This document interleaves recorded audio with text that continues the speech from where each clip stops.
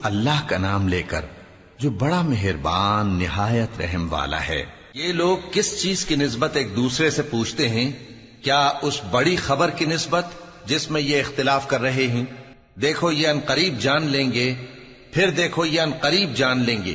کیا ہم نے زمین کو بچھونا نہیں بنایا اور پہاڑوں کو اس کی میخیں نہیں ٹھہرایا؟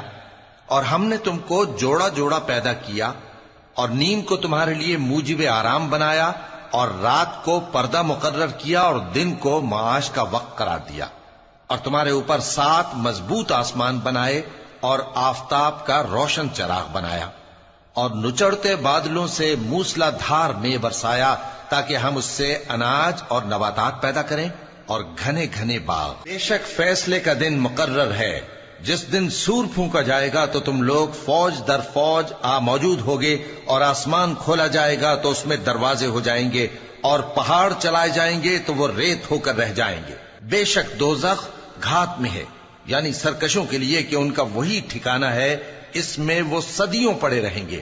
وہاں نہ ٹھنڈک کا مزہ چکھیں گے، نہ کچھ پینا نصیب ہوگا مگر کھولتا پانی اور بدبودار پیپ۔ یہ بدلہ ہے ان کے اعمال کے موافق۔ یہ لوگ حساب آخرت کی امید ہی نہیں رکھتے تھے اور ہماری آیتوں کو مسلسل جھٹلاتے رہتے تھے، اور ہم نے ہر چیز کو لکھ کر محفوظ کر رکھا ہے۔ سو اب مزہ چکھو، ہم تم پر عذاب ہی بڑھاتے جائیں گے۔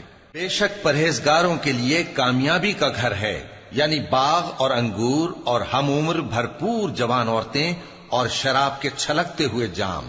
وہاں وہ نہ بیہودہ بات سنیں گے نہ جھٹلانے کی باتیں۔ اے نبی صلی اللہ علیہ وآلہ وسلم، یہ تمہارے پروردگار کی طرف سے صلہ ہوگا جو حساب کے مطابق انعام ہوگا۔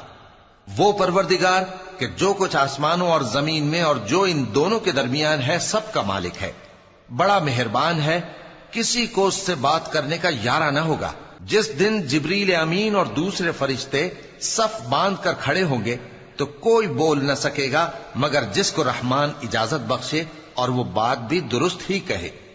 یہ دن برحق ہے، پس جو شخص چاہے اپنے پروردگار کے پاس ٹھکانہ بنا لے۔ ہم نے تم کو عذاب سے جو قریب آنے والا ہے آگاہ کر دیا ہے، جس دن ہر شخص ان اعمال کو جو اس نے آگے بھیجے ہوں گے دیکھ لے گا، اور کافر کہے گا کہ اے کاش میں مٹی ہوتا۔